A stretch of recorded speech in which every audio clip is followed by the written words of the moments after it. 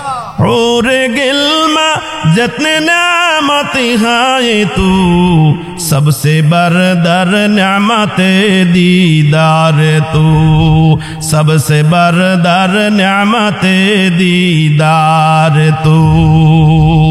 এই বেহেশতে যাওয়ার পরেও আল্লাহর বান্দা বলবে, আল্লাহ আমি তোমার এই বেহেশত চাই না, আমি তোমার বেহেশতের আরাম আয়েশ ফল ফলাদি চাই না, হুর গেলমান চাই না, আমি তো চাই তোমার দিদার, তোমার দিদার। وأورثنا الأرض نتبوأ من الجنة حيث نشاء।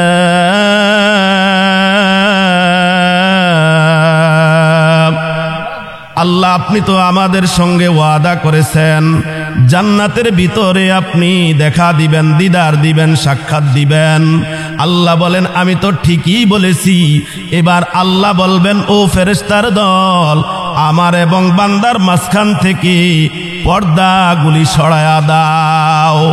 ৭০,০০০-এর পর্দা যখন সরায়া দিবে আল্লাহকে দেখবে, আল্লাহকে দেখিয়া সিজদায় পড়ে যাবে। সিজদায় পড়ে গেলে আল্লাহ বলবে, রে বান্দা এটা সিজদার জায়গা না, সিজদার জায়গা না। ও আমার বান্দারা এখানে সিজদা করা লাগবে না, যারা সিজদা করেছে দুনিয়ার জমিনে, দুনিয়ার জমিনে তাদের জন্য আমি এই জান্নাতের আরাম আয়েশ রেখে দিয়েছি। আলিফ লাম মিম।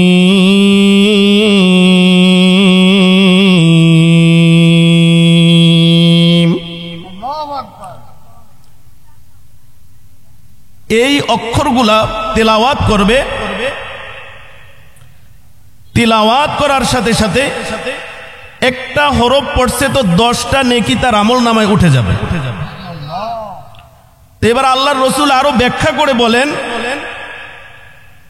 আমি বলি নাই আলিফ লাম মিম একটি অক্ষর, বরং আলিফ লাম মিম 3টি অক্ষর।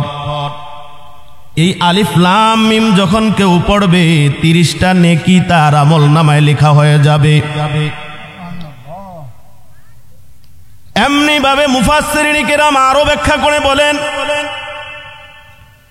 যদি কেউ এই 3টা অক্ষর পড়ে, 3টি অক্ষর পড়লে একটা হরফ লিখতে, আলিফ লিখতে আরো 3টা হরফ লাগে, লাম লিখতে আরো 3টা হরফ লাগে, মিম লিখতে আরো 3টা হরফ লাগে। মুফাসসিরিন কিরাম কয় এই 3টা হরফ লিখতে 3 তিরিকা 9টা অক্ষর লিখতে হয়। 9টা অক্ষর লাগে, 9টা হরফ লাগে। 9টা হরফ যখন কেউ পড়বে আল্লাহ তাআলা তার আমল নামার মধ্যে 9 10 90টা নেকি লিখিয়া দিবেন। এই কোরআনের মাদ্রাসা। ও মুসলমান, আমি আপনাদের সময় ব্যয় করব না।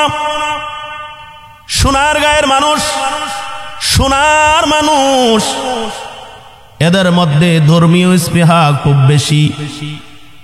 আমার সামনে বসছেন, এখানে আমি দেখতেছি মুরব্বীদের সংখ্যা খুব বেশি, জওয়ানের সংখ্যা খুব কম। এই মুরব্বীদের কথা হাদিসে ফাঁকে পয়গম্বরে আরবি মুহাম্মদুর রাসূলুল্লাহ সাল্লাল্লাহু আলাইহি ওয়াসাল্লাম বলেন, ইন্নাল্লাহা ইস্তাহি মিন যিশ-শাইবাতিল মুসলিম। কোন সাদা দাড়িওয়ালা চামড়া ডিলাওয়ালা মুরব্বী যখন আল্লাহ তাআলার কাছে কখনো কোনো কিছু প্রার্থনা করে, আল্লাহ তাআলা সবার আগে সাদা দাড়িওয়ালা চামড়া ডিলাওয়ালা মুরব্বীর চাওয়াটা কবুল করে নেন।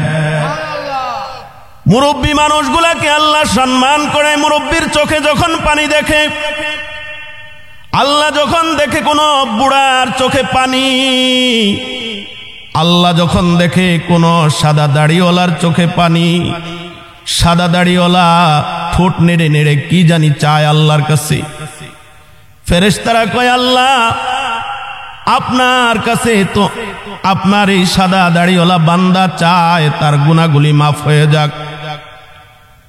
আল্লাহ ডাক দিয়া কয়, ও ফেরেশতার দল, সাক্ষী থাক, সাক্ষী থাক, আমি রহমানুর রহিম।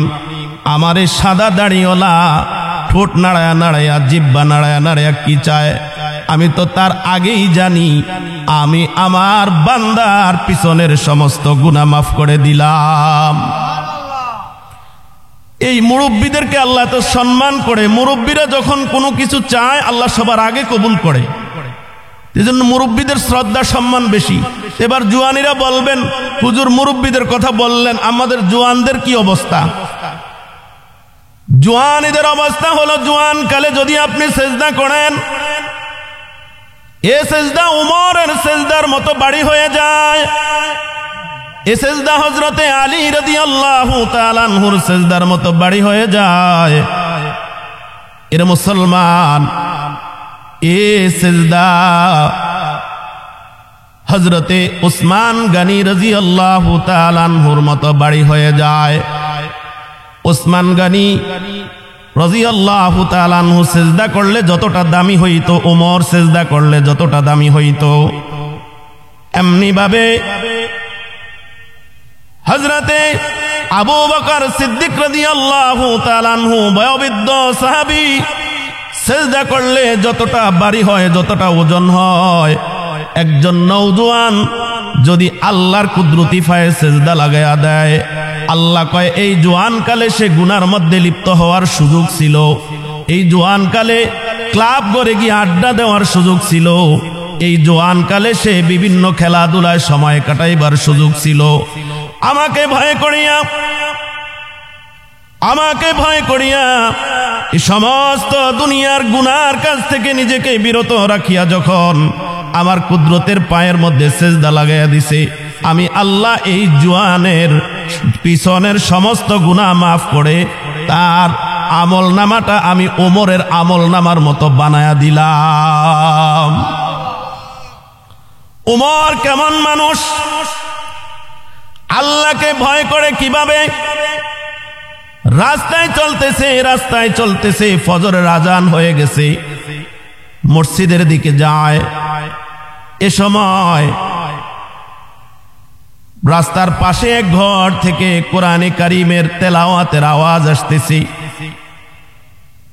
আমরা তো কোরআন শরীফ শুনলে এলোমেলো, গুরুত্ব নাই, কি পড়তেছে কি বলতেছে কোনো প্রকার খেয়াল নাই। সাহাবাই কেরামের কাছে কোরআনের যতটা গুরুত্ব ছিল, এই জন্যই এরা সাহাবীর খাতায় নাম লেখাইতে পারছে। উমর যখন মসজিদের দিকে রওনা করছে, পাশে ঘরের থেকে আওয়াজ আসে, তেলাওয়াতের আওয়াজ শুনছে তেলাওয়াতের, তো বেহুশ হয়ে রাস্তার মধ্যে পড়ে গেছে। বেহুশ হয়ে যখন রাস্তায় পড়ে গেছে, লোকেরা নাড়া দিয়ে দেখে উনি জ্ঞান শূন্য হয়ে গেছেন, অর্থাৎ অচেতন হয়ে গেছেন। ধরাধরি করে বাড়িতে নেওয়া হলো, হুশ ফিরে আসলো। জিজ্ঞাসা করা হলো, কি ব্যাপার, আপনি বেহুশ হয়ে গেলেন কেন? আমি এই ঘরের থেকে কোরআনের আওয়াজ শুনছিলাম, কোরআনের আওয়াজ যখন আমার কানে আসলো, ওই কোরআনের মধ্যে পড়তেছিল, ওয়ামতাজুল ইয়াউমা আইয়ুহাল মুজরিমুন।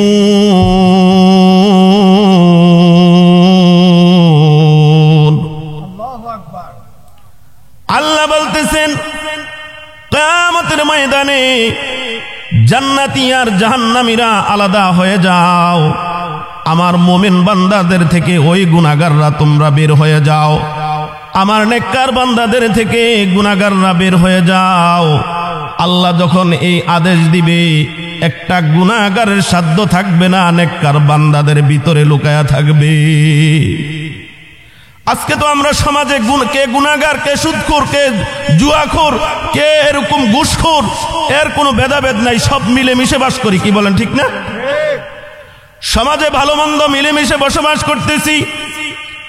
কিন্তু আল্লাহ যেদিন বলবে হাসরের মাঠে বিচারের দিনে যে আমার নেক বান্দাদের থেকে তোমরা বের হয়ে যাও, আল্লাহ আলাদা করে দিবেন। ওমর কয় আমার ভিতরে আসলো, না জানি আমি ওমর গুনাহগারের দলের মধ্যে পড়ে যাই, এজন্যে আমার চেতনা চলে গেছে, আমি জ্ঞান হারিয়ে ফেলছি, হুশ হারিয়ে ফেলছি। শুধু এই আয়াতের তেলাওয়াত শুনে আমি হুশ হারিয়ে ফেলছি। ও মুসলমান, আমরা তো কোরআন শুনি, আমাদের ভিতরে কোনো রকমের কাজ নাই, কোরআনে তাসির করে না, কারণ কোরআনের অর্থ আমরা জানি না, কোরআন কি বলে আমরা বুঝি না। না বুঝার ফলে কোরআনের উপদেশ আমরা শুনতেছি না, কোরআনের উপদেশ আমরা মানতেছি না। ও মুসলমান, আমি আপনাদেরকে এই ঘটনাটা শোনাইবার পর মুনাজাতের দিকে যাব। আল্লাহর এক বান্দা, এত এলেমের অধিকারী, কোরআনের এলেমের অনেক অধিকারী, তিনি ঘুমাইছেন। এশার নামাজ পড়ে ঘরের ভিতরে, এশার নামাজ পড়ে ঘুমিয়ে আছেন। ঘুমের ঘরে স্বপ্ন দেখতেছেন,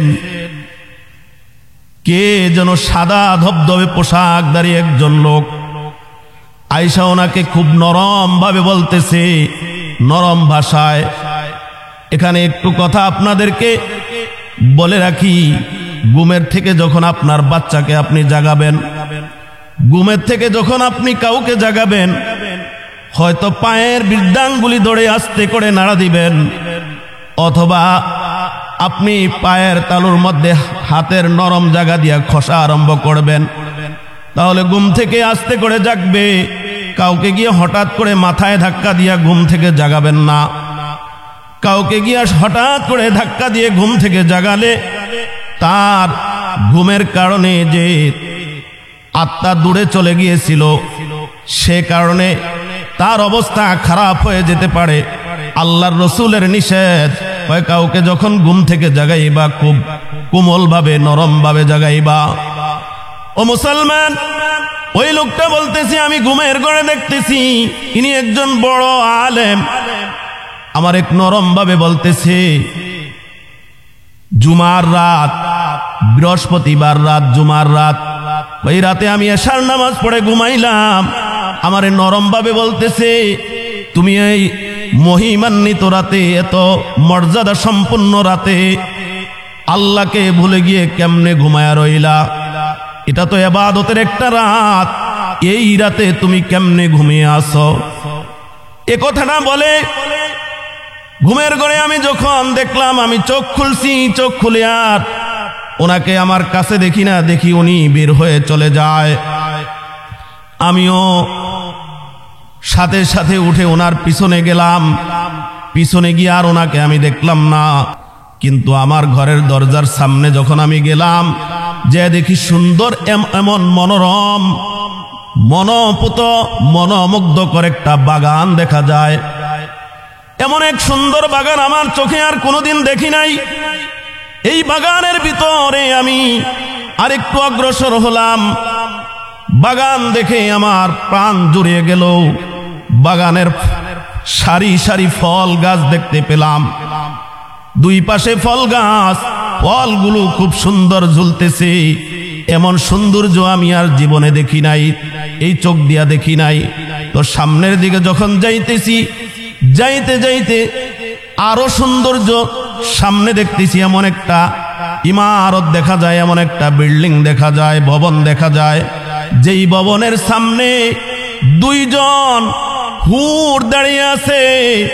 এরা একজনের হাতে একটা শরবতের পেয়ালা, আর একজনের হাতে একটা পাখা নিয়ে দাঁড়িয়ে আছে। আমি আর একটু সামনে গেলাম, এমন একটা বিল্ডিং, যেই বিল্ডিং এর গেট কারুকাজ দেখে আমি মুগ্ধ হয়ে গেলাম। এর ভিতরে মন চাইলো প্রবেশ করার জন্য, আমি প্রবেশ করলাম। প্রবেশ করে দেখলাম হুর গেলমান ভরপুর আছে, আর এরা যেন কার আগমনের অপেক্ষায় দাঁড়িয়ে আছে, কে যেন আসবে এমন ভাবে তারা অপেক্ষা করতেছে। আর তালার পরে তালা, বিল্ডিং এর কারুকাজ আমার মন কেড়ে নিল, আমার মনকে এত প্রফুল্ল করে দিল। আমি তাকিয়ে রইলাম। হঠাৎ করে আমার মনে পড়ে গেল আমি কোথায় যাইতেছি। আবার পিছনের দিকে ব্যাক করলাম।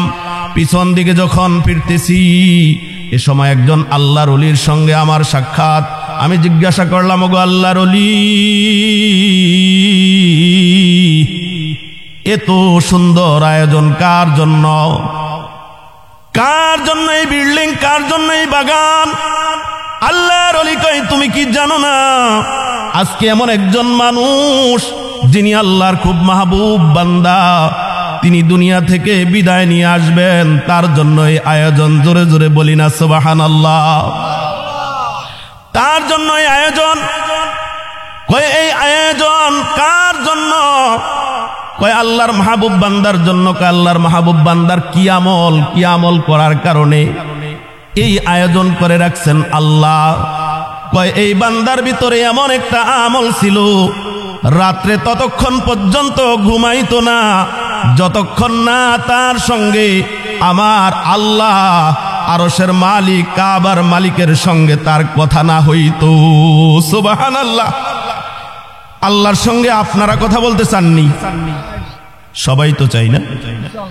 আল্লাহর সঙ্গে কথা বলা যায় যখন কেউ আল্লাহর কালাম তেলাওয়াত করে। কয় আল্লাহর সঙ্গে কথা হয়। কোরআন তেলাওয়াত করে তো আল্লাহর সঙ্গে কথা বলে। কোরআন কার কথা? কালামুল্লাহ, এটা হলো আল্লাহর কথা। আল্লাহর কালাম তেলাওয়াত না করে এই বান্দা ঘুমাইতো না। এজন্য এই কালামের বরকতে, কোরআনের বরকতে আল্লাহ তাআলা তার জন্য হুর গেলমান দিয়া সাজায় রাখছে। তুমি যে বাগানটা প্রথমে দেখছো, এটা হলো ওই বান্দার কবর। আর যে তুমি সামনে বিল্ডিং দেখছো, ইটের গাঁথুনি দেখছো, এটা ইটের গাঁথুনি নয়, স্বর্ণের ইটা দিয়া গাঁথুনি দিছে, রূপার ইটা দিয়া গাঁথুনি দিছে, এরকম ভাবে জাবারজাত পাথর দিয়া গাঁথুনি দিছে। এমনি ভাবে বিভিন্ন দামি দামি জান্নাতি পাথরের গাঁথুনি দিয়া তৈরি করছে। এইটা হলো ওই বান্দার জন্য বেহেশত। এই হুর গেলমানরা তার জন্য অপেক্ষায় আছে। সে যখন প্রবেশ করবে, তারা সবাই মিলে তার খেদমতে লেগে যাবে। কন্যা সুবহানাল্লাহ। হুর গেলমা जितने नेमत है तू सबसे बरदर नेमत दीदार तू सबसे बरदर नेमत दीदार तू। এই বেহেশতে যাওয়ার পরেও আল্লাহর বান্দা বলবে, আল্লাহ আমি তোমার এই বেহেশত চাই না, আমি তোমার বেহেশতের আরাম আয়েশ ফল ফলাদি চাই না, হুর গেলমান চাই না, আমি তো চাই তোমার দিদার, তোমার দিদার। وأورثنا الأرض نتبوأ من الجنة حيث نشاء।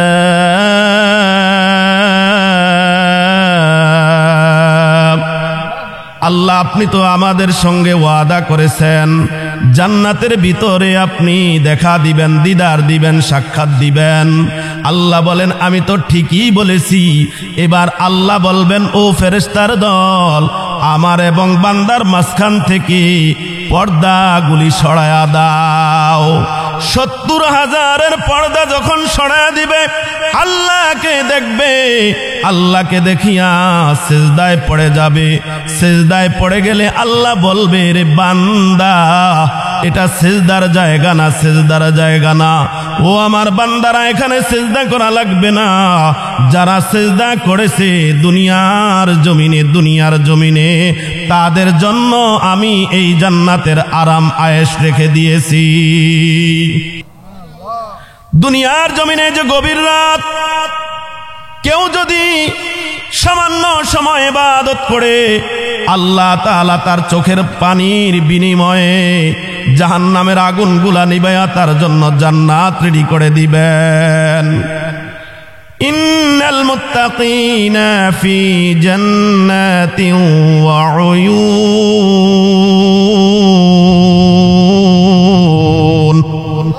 আল্লাহ তাআলা মুত্তাকিদের জন্য জান্নাত তৈরি করে রেখে দিয়েছেন। মুত্তাকি কারা হবে? মুত্তাকি কারা হবে? যেই মানুষগুলার ভিতরে আখিজিনা মা আতাহুম রাব্বুহুম, যেই মানুষগুলা যা চাইবে তাই পেয়ে যাবে আল্লাহর জান্নাতে। আল্লাহ এমন নেয়ামত তাদেরকে দিবেন, এমন নেয়ামত দিবেন, তারা যা ভোগ করতে চাইবে তাই আল্লাহ তাআলা তাদেরকে দিয়ে দিবেন।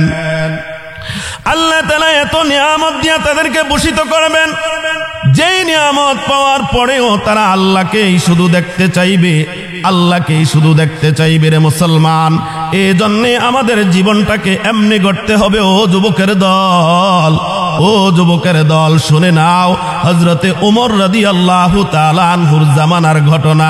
হযরতে ওমর রাদিয়াল্লাহু তাআলা আনহুর জামানায় এক যুবক মদিনার মসজিদে নামাজ পড়তো, এমন ইবাদত করতো, এমন ইবাদত করতো, এমন ইবাদত করতো, ইবাদত করে করে নিজের জীবনকে প্রফুল্ল করতো, নিজের জীবনকে উৎসাহিত করতো।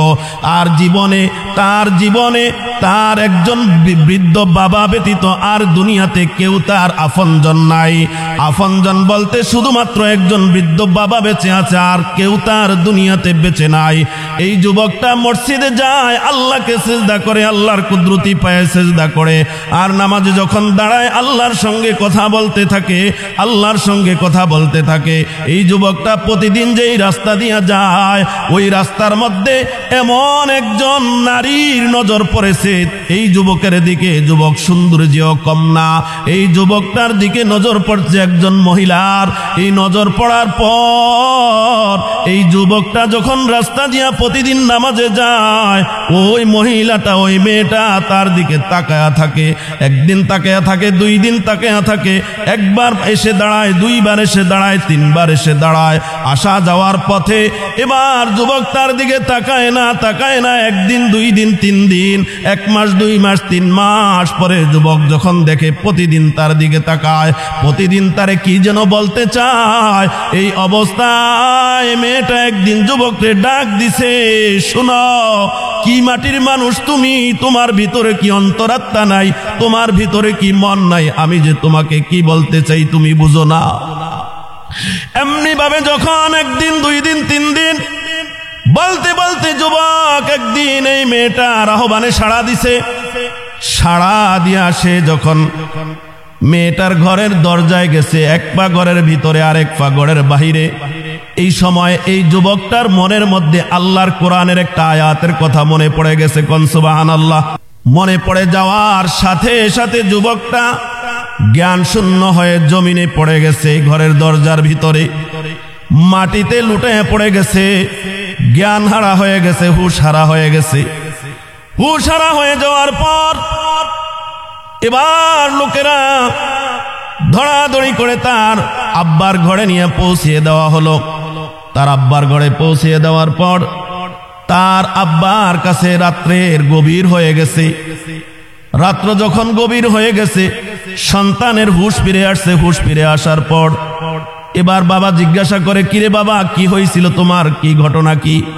কয়, বাবা এমন আমি রাস্তা দিয়ে প্রতিদিন আসা যাওয়ার সময় এমন একটা মেয়ে আমাকে ডিস্টার্ব করতো। আজকে আমি ওই মেয়েটার ঘরের দিকে যখন রওনা করছি, ঘরের দিকে রওনা করার পর 1 পা ঘরের ভিতরে দিছি আর 1 পা ঘরের বাহিরে রাখছি। এমন সময় আমার আল্লাহ তাআলার কালামের এই আয়াত মনে পড়ে গেছে, ইন্নাল্লাযীনা তাকাউ ইযা মাসসাহুম তাইফুম মিনাশ শাইতানি। এই আয়াত যখন আমার মনে পড়ে গেছে, আমার হুশ হারিয়ে ফেলেছি, জ্ঞান হারিয়ে ফেলেছি, তারপরে আর আমি কিছুই বলতে পারবো না। এবার আবারও যখন বাবাকে এই কথাটা বলে বলে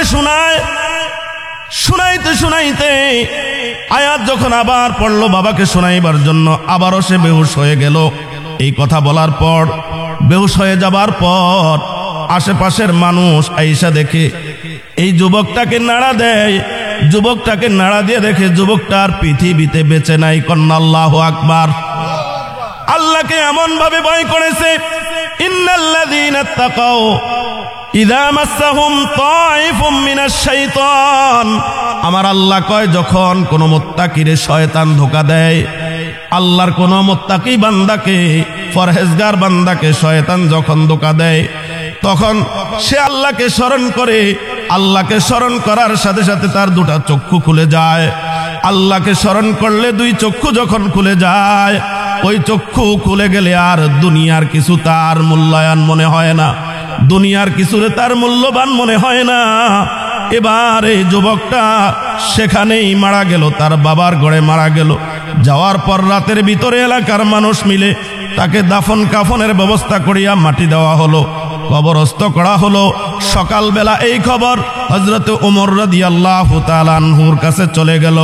অমুক যুবক দুনিয়া থেকে বিদায় হয়ে গেছে। ওমর রাদিয়াল্লাহু তাআলা আনহু তার বাবার কাছে গেলেন। তার বাবার কাছে যাওয়ার পর বাবাকে সান্ত্বনা দেওয়ার পর বাবা যখন কবরের কাছে নিয়ে গেলেন, ওমর রাদিয়াল্লাহু তাআলা আনহু নিজে ওই যুবকটার কবর জিয়ারত করলেন। কবর জিয়ারত করার পর এবার ওমর বলতেছে, মুত্তাকিরা এমনই হয়ে থাকে, পরহেজগারেরা এমনই হয়ে থাকে, মুমিনরা এমনই হয়ে থাকে। আল্লাহ তোমার কবরে জান্নাতের বাগান দ্বারা পরিপূর্ণ করে দেখ, তোমার কবরটাকে আল্লাহ তাআলা সৌন্দর্য বাড়ায় দেখ, জান্নাতের সঙ্গে রাস্তা খুলে দেখ, এবং দুইটা জান্নাতের মালিক যেন তোমারে বানায়া দেয়। জোরে জোরে কন্যা সুবহানাল্লাহ। ওয়ালিমান খাফা মাকাম রাব্বিহি জান্নাতান। আল্লাহ তাআলা বলেন, যেই যুবক আল্লাহকে ভয় করে, আমার গোলামি করে, আমার গোলামি করে, আমার গোলামি করে, যেই যুবক আমার ভয় করে করে আমার গোলামি করে, রাত্র বেলায় হোক দিনের বেলায় হোক, তাহাজ্জুদের বিছানায় হোক, এমনি ভাবে আমি ওই বান্দার জন্য, ওই যুবকের জন্য আমি দুইটা জান্নাত রেখে দিয়েছি, দুইটা জান্নাত রেখে দিয়েছি রে যুবক। ও যুবক, তুমি কিসের নেশায়, কিসের আশায় গুনার কাজ করো? কিসের নেশায় আর কিসের আশায়? গুনার কাজ ছেড়ে দাও, গুনার কাজ ছেড়ে দাও যুবক, তুমি জান্নাতি হয়ে যাইবা, দুইটা জান্নাতের মালিক হয়ে যাইবা। ও যুবক, তুমি গুনাহ ছাড়ার জন্য আল্লাহর রাসূল বলেন, ইত্তাকিল মাহারিমা তাকুন আবুদান নাস। কয় তুমি গুনাহ ছেড়ে দাও, তুমি সবচাইতে বড় আল্লাহর ওলি হয়ে যাইবা। কন্যা সুবহানাল্লাহ। গুনাহ ছেড়ে দিলে মানুষ আল্লাহর ওলি হয়ে যায়। আল্লাহর ওলি হওয়ার জন্য অন্য কোনো ডেফিনেশন লাগে না। আল্লাহর ওলি হইতে হলে গুনাহ ছাড়া সবচাইতে বড় জিনিস। গুনাহ ছেড়ে দাও, তুমি আল্লাহর ওলি হয়ে যাইবা, গুনার কাজ করবা না। আজ থেকে তুমি ওয়াদা অঙ্গীকার করে নাও, কোনদিন আর গুনার কাজ করব না। আল্লাহর রাসূল বলেন, ইত্তাকিল মাহারিমা তাকুন আবুদান নাস। তুমি গুনার কাজ ছেড়ে দাও। আল্লাহর রাসূল 5টা কথা বলেছেন, আমি একটা কথা বললাম, গুনার কাজ ছেড়ে দাও। আমি 5 কথার কাছে যাব না। ও মুসলমান, এমনি ভাবে যদি কেউ গুনার কাজ ছেড়ে দেয়, আল্লাহ তাকে 2টা জান্নাতের মালিক বানায়া দিবেন। যেই যুবককালে ইবাদত করবে, জওয়ানকালে ইবাদত করবে, তারে 2টা জান্নাতের মালিক বানায়া দেওয়া হবে। ও যুবক ভাইয়েরা, ও আমার বৃদ্ধ বাবারা, 2টা জান্নাতের মালিক যদি হতে চান, তাহলে গুনাহ ছেড়ে দিয়ে আল্লাহর গোলামিতে লেগে যান। ও মুসলমান বাবারা আমার, কথাগুলো ভালো করে মন দিয়ে খেয়াল দিয়ে শুনবেন। কেমন জান্নাত আল্লাহ তাআলা আপনাদেরকে আমাদেরকে দিবেন, যেই জান্নাতের তুলনা পৃথিবীতে হয় না, যেই জান্নাতের তুলনা পৃথিবীতে হয় না, এমন 2টা জান্নাতের মালিক আমাকে আপনাকে বানায়া দিবেন। হাজার হাজার রকম হবে নাস্তার ও সামান, হাজার হাজার রকম হবে নাস্তার ও সামান, তথাপি দুধ মধু শরবত করাইবে পান, তথাপি দুধ মধু শরবত করাইবে পান। এমন সময় হুর পরিগণ আসবে খুশি মনে, মুগ্ধ মধুর করবে তোমায় মিষ্টি মধুর গানে, মুগ্ধ মধুর করবে তোমায় মিষ্টি মধুর গানে, নেচে নেচে হেলে দুলে করবে কত গান, এমন সুরে করবে যা শুনে নাই কোনো কান, এমন সুরে করবে যা শুনে নাই কোনো কান। প্রেমে মত্ত হবে মমিনে লোক যত, প্রেমে মত্ত হবে মমিনে লোক যত, এক এক মিলনে 70 বছর হবে গত, এক এক মিলনে 70 বছর হবে গত। লজ্জত হবে কবু কমবে না সক্ষতা, লজ্জত হবে কবু কমবে না সক্ষতা, যতই মিলিবে তাতে বাড়িবে ক্ষমতা, যতই মিলিবে তাতে বাড়িবে ক্ষমতা।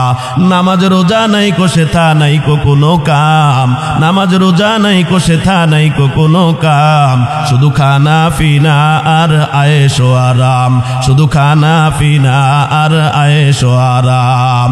ও মুসলমানের দল, ওই জান্নাতের ভিতরে যদি যাইতে চাও, দুনিয়ার জমিনের ভিতরে তুমি আল্লাহকে যদি গুনাহ ছাড়িয়া দিয়া, আল্লাহকে যদি ডাক দাও, গুনাহ ছাড়িয়া দিয়া আল্লাহকে ডাক দাও, আল্লাহ তোমারে আল্লাহর ওলি বানায়া দুনিয়া থেকে নিয়ে যাবেন। ফাআম্মা মান তাগা,